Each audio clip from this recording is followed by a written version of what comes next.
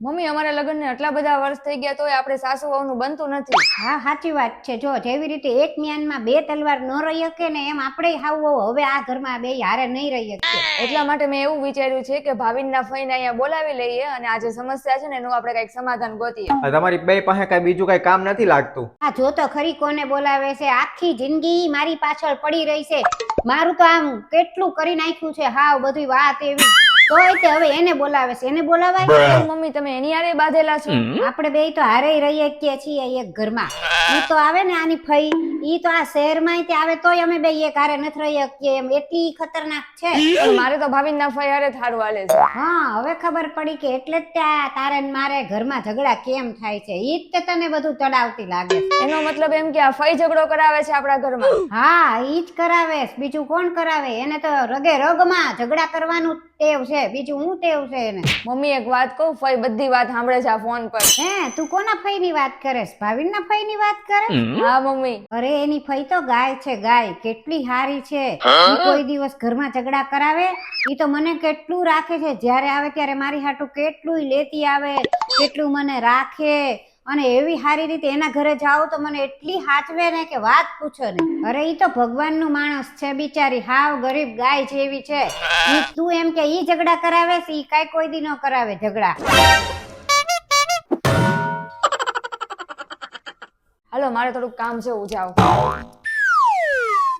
કેવી વહુ મળી છે મને. જ્યાં હોય ત્યાં મને જ હલવાડે છે. મારા તો નસીબ ફૂટી ગયા. હા વઈ તેને કાઈ કામય નથી કરતી એવી છે ને. શું કરું?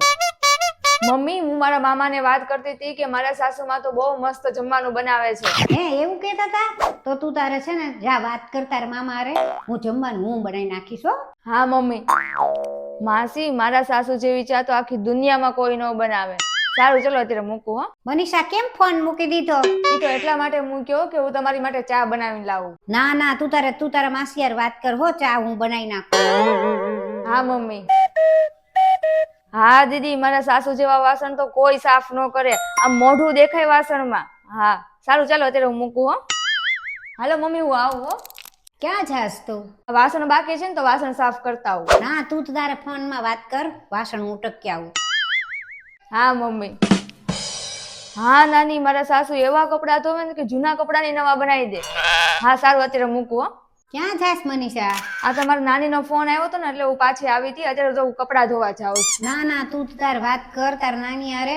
શાંતિથી ને બેહીને વાત કર. અને જો કપડા હું ધોઈ આવું છું અને બીજા કાંઈ પડ્યા હોય ને કપડા તો તે દઈ દેજે. હું હમણાં ધોઈ નાખીશ ફટાફટ. મને નહીં વાર લાગે જરાય. હા મમ્મી.